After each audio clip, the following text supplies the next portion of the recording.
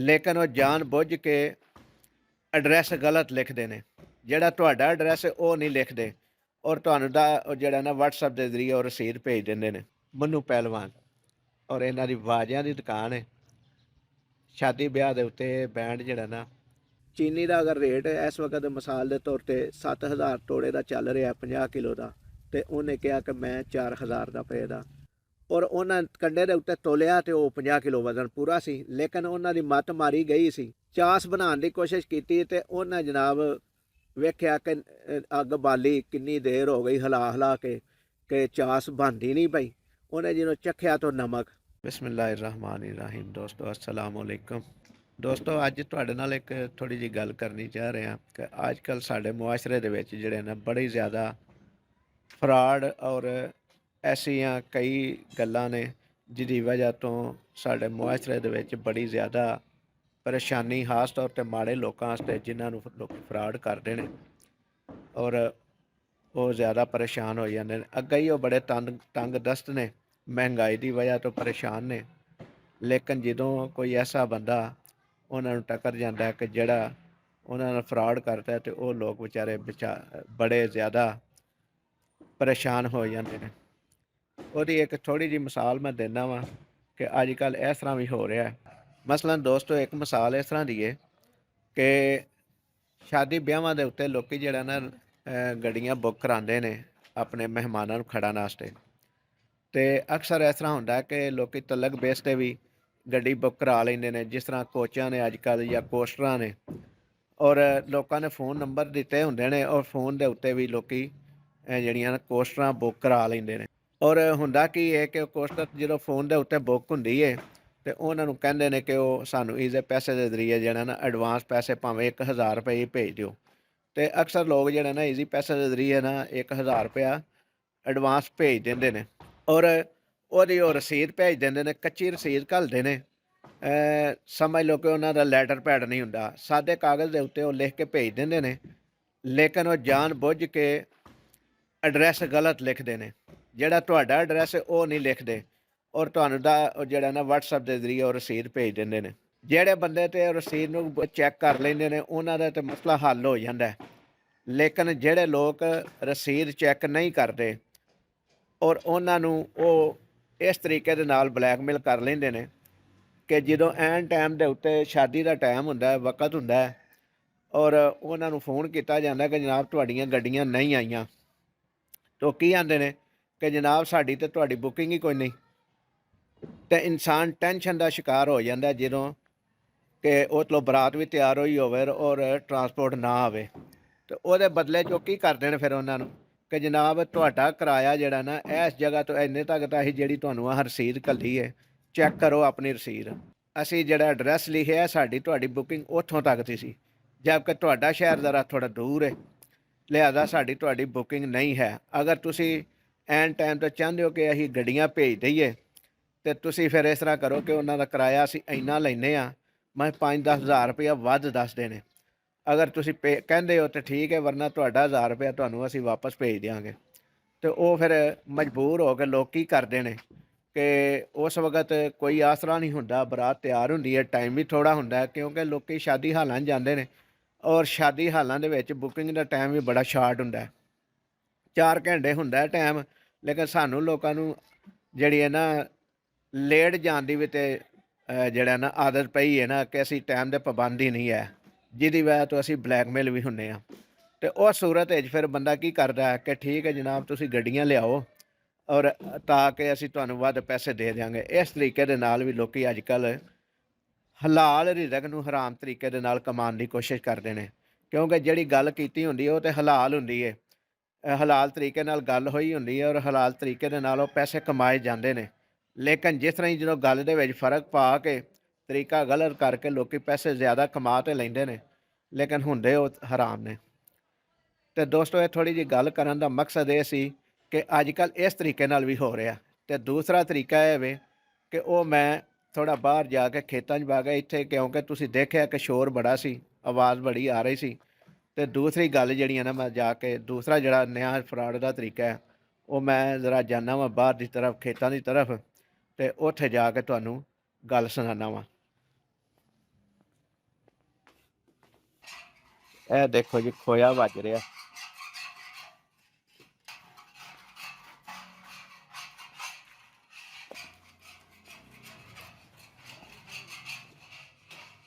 ਤੇ ਦੋਸਤੋ ਅਸੀਂ ਘਰ ਦੇ ਬਾਹਰ ਆ ਗਏ ਹਾਂ, ਇਹ ਸਾਡਾ ਗਲਾ ਹੈ।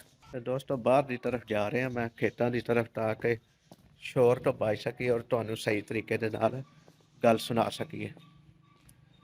ਅਗਲੀ ਜਿਹੜੀ ਸਟੋਰੀ ਹੈ ਉਹ ਅੱਛੇ ਮਾਹੌਲ ਵਿੱਚ ਸੁਣਾ ਸਕੀਏ। ਆਲੂਦਗੀ ਤੋਂ ਪਾਕ ਫਜ਼ਾ ਵੀ ਹੈ ਬਾਹਰ ਖੇਤਾਂ ਦੀ, ਔਰ ਬੜਾ ਸੁਹਾਣਾ ਮੌਸਮ ਹੈ। 2 ਦਿਨ ਪਹਿਲਾਂ ਬਾਰਿਸ਼ ਹੋਈ, ਉਹਦੇ ਵਿੱਚ ਬਰਫ਼ਬਾਰੀ ਵੀ ਹੋਈ। ਇਹ ਜਨਾਬ ਜਗ੍ਹਾ ਸੀ ਸਾਡੇ ਮਹੱਲੇ ਦੇ ਵਿੱਚ, ਇੱਥੇ ਕੂੜਾ ਕਰਕਟ ਬੜਾ ਸੀ, ਲੇਕਿਨ ਅੱਜ ਪਹਿਲੀ ਦਫਾ ਇਸ ਤਰ੍ਹਾਂ ਆਇਆ ਵਾਂ ਤੇ ਬੜਾ ਅੱਛਾ ਲੱਗਾ ਕਿ ਇਹ ਵੀ ਸਾਫ ਸੁਥਰਾ ਹੋ ਗਿਆ।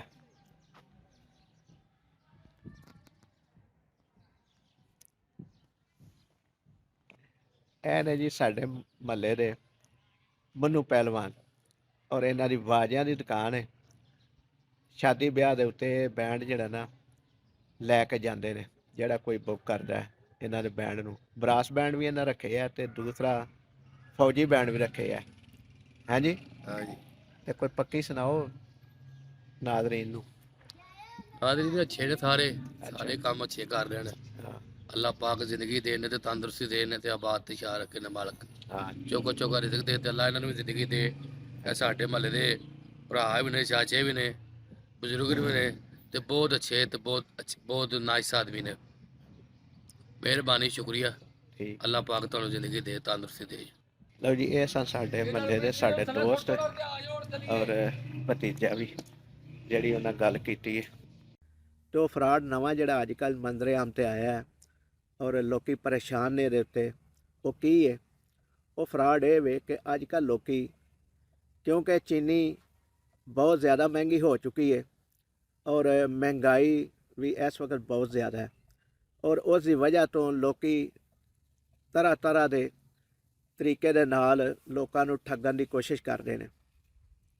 ਤੇ ਦੋਸਤੋ, ਇਸ ਤਰ੍ਹਾਂ ਦੀ ਇੱਕ ਗੱਲ ਹੈ ਕਿ ਇੱਕ ਬੰਦੇ ਨੇ ਆਪਣਾ ਹੁਲੀਆ ਗਰੀਬਾਂ ਦਾ ਬਣਾ ਕੇ, ਕੱਪੜੇ ਭੈੜੇ ਜਿਹੇ ਪਾ ਕੇ ਤੇ ਛਾਪਰ ਵਿੱਚ ਥੋੜ੍ਹੀ ਜਿਹੀ ਚੀਨੀ ਪਾ ਕੇ ਤੇ ਦੁਕਾਨਾਂ ਦੇ ਉੱਤੇ ਵਿਜ਼ਿਟ ਕਰਨਾ ਸ਼ੁਰੂ ਕਰ ਦਿੱਤਾ। ਜਿਹੜੇ ਤੇ ਦੁਕਾਨਦਾਰ ਸਿਆਣੇ ਸਨ ਜਾਂ ਜਿਨ੍ਹਾਂ ਨੂੰ ਸਮਝ ਸੀ ਕਿ ਇਹ ਕੰਮ ਗਲਤ ਹੈ, ਅਗਰ ਸਸਤਾ ਵੀ ਲਵਾਂਗੇ ਤੇ ਕੰਮ ਗਲਤ ਹੈ, ਉਹਨਾਂ ਤੇ ਉਹਦੇ ਫਰਾਡ ਵਿੱਚ ਨਾ ਆਏ। ਔਰ ਜਿਨ੍ਹਾਂ ਨੂੰ ਇਸ ਚੀਜ਼ ਦਾ ਸ਼ਊਰ ਨਹੀਂ ਸੀ, ਉਸ ਬੰਦੇ ਦੇ ਫਰਾਡ ਵਿੱਚ ਆ ਗਏ। ਉਹ ਫਰਾਡ ਕਿਸ ਤਰ੍ਹਾਂ ਉਹਨੇ ਕੀਤਾ ਕਿ ਉਹਨੇ ਚੀਨੀ ਦਾ ਅਗਰ ਰੇਟ ਇਸ ਵਕਤ ਮਿਸਾਲ ਦੇ ਤੌਰ 'ਤੇ 7000 ਤੋੜੇ ਦਾ ਚੱਲ ਰਿਹਾ 50 ਕਿਲੋ ਦਾ, ਤੇ ਉਹਨੇ ਕਿਹਾ ਕਿ ਮੈਂ 4000 ਰੁਪਏ ਦਾ ਤੁਹਾਨੂੰ ਤੋੜਾ ਦੇ ਦਿਆਂਗਾ। ਉਹ 4000 ਦਾ ਤੋੜਾ ਉਹਨੇ ਦੇਣ ਦੇ ਉੱਤੇ ਨਾਲ ਆਪਣੀਆਂ ਥੋੜ੍ਹੀਆਂ ਜਿਹੀਆਂ ਵਜ੍ਹਾ ਵੀ ਦੱਸੀਆਂ ਕਿ ਮੈਂ ਬੜਾ ਗਰੀਬ ਆਦਮੀ ਹਾਂ, ਮਜ਼ਦੂਰ ਆਦਮੀ ਹਾਂ, ਤੇ ਲਿਹਾਜ਼ਾ ਸਾਡਾ ਜਿਹੜਾ ਸੇਠ ਹੈ, ਸਾਡਾ ਜਿਹੜਾ ਜਿਹਦੇ ਕੋਲ ਅਸੀਂ ਮਜ਼ਦੂਰੀ ਕਰਨੇ ਹਾਂ, ਉਹ ਸਾਨੂੰ ਟਾਈਮ 'ਤੇ ਮਜ਼ਦੂਰੀ ਨਹੀਂ ਦਿੰਦਾ, ਜਿਹਦੀ ਵਜ੍ਹਾ ਤੋਂ ਸਾਡੇ ਘਰਾਂ 'ਚ ਫਾਕੇ ਨੇ। ਤੇ ਅਸੀਂ ਮਜ਼ਦੂਰਾਂ ਨੇ ਰਲ ਕੇ ਇਹ ਕੰਮ ਕੀਤਾ ਕਿ ਉਹਦੇ ਚਾਂਦੇ ਕੇ ਤੋੜੇ ਜਿਹੜੇ ਨੇ ਫਾਲਤੂ ਗੱਡੀ 'ਚ ਪਾ ਲਏ ਨੇ, ਤੇ ਉਸ ਗੱਡੀ 'ਚੋਂ ਅਸੀਂ ਤੋੜੇ ਉਤਾਰ ਕੇ ਤੇ ਫਲਾਹ ਪੰਪ ਦੇ ਉੱਤੇ ਅਸੀਂ ਰੱਖ ਦਿੱਤੇ ਨੇ। ਤੇ ਲਿਹਾਜ਼ਾ ਤੁਸੀਂ ਇਹ ਚੀਨੀ ਚੈੱਕ ਕਰ ਲਓ, ਤੁਹਾਨੂੰ ਅਗਰ ਪਸੰਦ ਆਏ ਤੇ ਅਸੀਂ 4000 ਰੁਪਏ ਦਾ ਤੁਹਾਨੂੰ ਤੋੜਾ ਦੇ ਦਿਆਂਗੇ। ਉਹ ਲਾਲਚ 'ਚ ਆ ਗਏ ਔਰ ਉਹਨਾਂ ਸੋਚਿਆ ਕਿ ਚਲੋ ਅੱਗੇ ਹੀ ਕਾਰੋਬਾਰ ਦੇ ਮੰਦੇ ਨੇ, ਕੋਈ ਐਡਾ ਕੰਮ ਨਹੀਂ ਹੈ, ਤੇ ਚਲੋ ਚੀਨੀ ਦੀ ਮੱਦ ਵਿੱਚ ਹੀ ਸਾਨੂੰ ਕੋਈ ਪੈਸੇ ਬਚ ਜਾਣਗੇ। ਉਹਨਾਂ ਜਨਾਬ ਉਹਦੇ ਕੋਲੋਂ 8-10 ਤੋੜੇ ਜਿਹੜੇ ਨੇ ਖਰੀਦ ਲਏ, ਔਰ ਜਦੋਂ ਉਹਨੇ ਜਗ੍ਹਾ 'ਤੇ ਜਿਹੜੀ 'ਤੇ ਰੱਖੇ ਸਨ ਉਹ ਤੋੜੇ ਨਮਕ ਦੇ ਭਰ ਕੇ, ਦੋਸਤੋ ਨਮਕ ਦੇ ਭਰ ਕੇ ਤੋੜੇ ਰੱਖੇ ਸਨ, ਉਸ ਜਗ੍ਹਾ 'ਤੇ ਉਹ ਲੈ ਗਿਆ ਉਸ ਬੰਦਿਆਂ ਨੂੰ। ਔਰ ਜਦੋਂ ਉਹਨਾਂ ਬੰਦਿਆਂ ਨੂੰ ਉੱਥੇ ਖੜਿਆ ਤੇ ਬੰਦਿਆਂ ਜਦੋਂ ਤੋੜੇ ਨੂੰ ਖੜਾ ਕੀਤਾ ਤੇ ਉਹ ਜਿਹੜਾ ਨਾ ਤੋੜਾ ਮਹਿਸੂਸ ਇਸ ਤਰ੍ਹਾਂ ਹੋਇਆ ਕਿ ਸ਼ਾਇਦ 50 ਕਿਲੋ ਨਹੀਂ ਹੈ, ਕਿਉਂਕਿ ਨਮਕ ਜਿਹੜਾ ਨਾ ਚੀਨੀ ਤੋਂ ਭਾਰਾ ਹੁੰਦਾ ਹੈ। ਔਰ ਉਹਨਾਂ ਕੰਡੇ ਦੇ ਉੱਤੇ ਤੋਲਿਆ ਤੇ ਉਹ 50 ਕਿਲੋ ਵਜ਼ਨ ਪੂਰਾ ਸੀ, ਲੇਕਿਨ ਉਹਨਾਂ ਦੀ ਮੱਤ ਮਾਰੀ ਗਈ ਸੀ ਲਾਲਚ 'ਚ ਆ ਕੇ ਕਿ ਉਹਨਾਂ ਇਹ ਨਾ ਚੈੱਕ ਕੀਤਾ ਕਿ ਇਹਦੇ ਵਿੱਚ ਚੀਨੀਓ ਹੀ ਹੈ। ਉਹਨਾਂ ਸਿਰਫ ਕੋਸ਼ਿਸ਼ ਇਹ ਕੀਤੀ ਕਿ ਅਸੀਂ ਜਲਦੀ ਜਲਦੀ ਜਿਹੜਾ ਨਾ ਪੈਸੇ ਬਚਾ ਲਈਏ, ਔਰ ਜਲਦੀ ਜਲਦੀ ਉਹਨੂੰ ਪੈਸੇ ਦੇ ਕੇ ਉਹਨੂੰ ਰਵਾਨਾ ਕੀਤਾ। ਉੱਥੇ ਤੋੜੇ ਸਮਝ ਲਓ ਕਿ ਲੋਡਰ ਉੱਤੇ ਲੱਦ ਕੇ ਆਪਣੀ ਦੁਕਾਨ 'ਤੇ ਲੈ ਆਏ। ਜਿਸ ਵਕਤ ਉਹਨਾਂ ਦੁਕਾਨ ਦੇ ਉੱਤੇ ਉਹ ਤੋੜੇ ਲੈਣ ਦੇ, ਤੇ ਦੂਸਰੇ ਦਿਨ ਕਾਰੀਗਰ ਨੇ ਜਦੋਂ ਉਹ ਤੋੜਾ ਖੋਲ੍ਹ ਕੇ ਚਾਸ਼ਨੀ ਬਣਾਉਣ ਵਾਸਤੇ, ਜਿਹਨੂੰ ਅਸੀਂ ਸੀਰਾ ਵੀ ਕਹਿੰਦੇ ਹਾਂ ਜਾਂ ਹੋਰ ਵੀ ਕਈ ਚੀਜ਼ਾਂ ਕਈ ਤਰੀਕੇ ਨਾਲ ਆਪਣੇ ਆਪਣੇ ਇਲਾਕੇ ਦੇ ਹਿਸਾਬ ਨਾਲ ਬੋਲਦੇ ਨੇ, ਉਹਨੇ ਜਦੋਂ ਬਣਾਉਣ ਦੀ ਕੋਸ਼ਿਸ਼ ਕੀਤੀ, ਚਾਸ ਬਣਾਉਣ ਦੀ ਕੋਸ਼ਿਸ਼ ਕੀਤੀ, ਤੇ ਉਹਨੇ ਜਨਾਬ ਵੇਖਿਆ ਕਿ ਅੱਗ ਬਾਲੀ ਕਿੰਨੀ ਦੇਰ ਹੋ ਗਈ ਹਿਲਾ ਹਿਲਾ ਕੇ ਕਿ ਚਾਸ ਬਣਦੀ ਨਹੀਂ ਪਈ। ਉਹਨੇ ਜਦੋਂ ਚੱਖਿਆ ਤਾਂ ਨਮਕ, ਉਹ ਜਦੋਂ ਨਮਕ ਉਹਨੇ ਚੱਖਿਆ ਤਾਂ ਕਾਰੀਗਰ ਜਿਹੜਾ ਨਾ ਅੱਜ ਸਿਰ ਫੜ ਕੇ ਨਾ ਬਹਿ ਗਿਆ ਕਿ ਇਹ ਕੀ ਬਣਿਆ ਸਾਡੇ ਨਾਲ ਤਾਂ ਫਰਾਡ ਹੋ ਗਿਆ। ਉਹਨੇ ਕਾਲ ਦੇ ਨਾਲ ਦੂਸਰੇ ਵੀ ਤਰੋੜੇ ਖੋਲੇ, ਚੈੱਕ ਕੀਤਾ ਤੇ ਸਾਰਿਆਂ ਤਰੋੜਿਆਂ ਦੇ ਵਿੱਚ ਨਮਕ। ਉਹਨੇ ਫਿਰ ਆਪਣੇ ਜਦੋਂ ਮਾਲਕ ਨੂੰ ਦੱਸਿਆ ਤੇ ਮਾਲਕ ਨੇ ਆਖਿਆ ਕਿ ਤੂੰ ਹੀ ਇਸ ਤਰ੍ਹਾਂ ਕੀਤਾ ਸੀ, ਸਾਨੂੰ ਤੂੰ ਹੀ ਆਖਿਆ ਸੀ ਕਿ ਲੈ ਲਓ ਸਸਤੇ ਨੇ। ਉਹਨੇ ਆਖਿਆ ਜਨਾਬ ਮੈਂ ਤਾਂ ਤੁਹਾਨੂੰ ਆਖਿਆ ਸੀ, ਲੇਕਿਨ ਤੁਹਾਡੀ ਅਕਲ ਕੰਮ ਨਹੀਂ ਸੀ ਕਰਦੀ ਕਿ ਤੋੜੇ ਖੋਲ ਕੇ ਚੈੱਕ ਕਰਦੇ। ਮੈਂ ਤੇ ਸਸਤੇ ਦਾ ਮਸ਼ਵਰਾ ਦਿੱਤਾ ਕਿ ਚਲੋ ਤੁਹਾਨੂੰ ਚੀਜ਼ ਹੈ ਕਿ ਸਸਤੀ ਵੀ ਮਿਲਦੀ ਹੈ ਤੇ ਮਜਬੂਰ ਆਦਮੀ ਹੈ, ਉਹਦੀ ਮਜਬੂਰੀ ਵੀ ਹੱਲ ਹੋ ਜਾਵੇ, ਤੇ ਲੇਕਿਨ ਤੁਸਾਂ ਵੀ ਇਹ ਚੀਜ਼ ਚੈੱਕ ਨਹੀਂ ਕੀਤੀ। ਦੋਸਤੋ ਇਹ ਗੱਲ ਸੁਣਾਉਣ ਦਾ ਥੋੜ੍ਹਾ ਜਿਹਾ ਮਕਸਦ ਇਹ ਵੇ ਕਿ ਜਿਹੜੇ ਲੋਕ ਸਾਡੀ ਇਹ ਵੀਡੀਓ ਦੇਖ ਰਹੇ ਨੇ ਉਹ ਇਹ ਸਮਝ ਜਾਣ ਕਿ ਜਦੋਂ ਕੋਈ ਚੀਜ਼ ਖਰੀਦਣੀ ਹੈ, ਹਾਲੀ ਉਸ ਸ਼ਾਪਰ ਨੂੰ ਚੈੱਕ ਨਹੀਂ ਕਰਨਾ ਜਿਹਦੇ 'ਚੋਂ ਸੈਂਪਲ ਵਿਖਾ ਰਿਹਾ, ਉਹ ਤੋੜੇ ਵੀ ਚੈੱਕ ਕਰਨੇ ਨੇ ਜਿਨ੍ਹਾਂ ਦੇ ਵਿੱਚ ਮਾਲ ਪਾਉਂਦੇ ਮਾਲ ਪਏ ਹੈ। ਤੇ ਇੱਕ ਤੋੜਾ ਚੈੱਕ ਨਹੀਂ ਕਰਨਾ, ਤੋੜੇ ਉੱਤੋਂ ਫਿਰ ਵੱਜ ਜਾਂਦੇ ਨੇ। ਸਾਰੇ ਚੈੱਕ ਕਰਨੇ ਨੇ, ਇਹ ਨਾ ਹੋਵੇ ਕਿ ਉੱਤੇ ਇੱਕ ਦੋ ਤੋੜਾ ਅਸਲ ਹੋਵੇ ਤੇ ਥੱਲੇ ਫਿਰ 2 ਨੰਬਰ ਉਹ ਨਮਕ ਹੀ ਨਿਕਲ ਆਵੇ।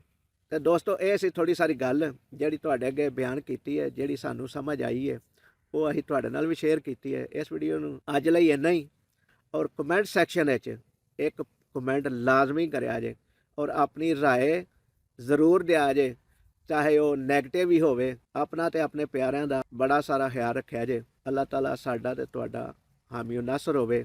ਅੱਲਾਹ ਨਿਗਹਿਬਾਨ। ਪਾਕਿਸਤਾਨ ਜ਼ਿੰਦਾਬਾਦ। ਤੇ ਦੋਸਤੋ ਹੁਣ ਅਸੀਂ ਦੁਬਾਰਾ ਆਪਣੇ ਘਰ ਦੀ ਤਰਫ ਵਾਪਸ ਆ ਗਏ ਹਾਂ। ਵੀਡੀਓ ਚੰਗੀ ਲੱਗੀ ਹੋਵੇ ਤੇ ਲਾਈਕ ਕਰਿਆ ਜੇ, ਸ਼ੇਅਰ ਕਰਿਆ ਜੇ ਔਰ ਚੈਨਲ ਨੂੰ ਸਬਸਕ੍ਰਾਈਬ ਕਰਿਆ ਜੇ। ਅੱਲਾਹ ਤਾਲਾ ਸਾਡਾ ਤੇ ਤੁਹਾਡਾ ਹਾਮੀ ਨਾਸਰ ਹੋਵੇ। ਅੱਲਾਹ ਨਿਗਹਿਬਾਨ।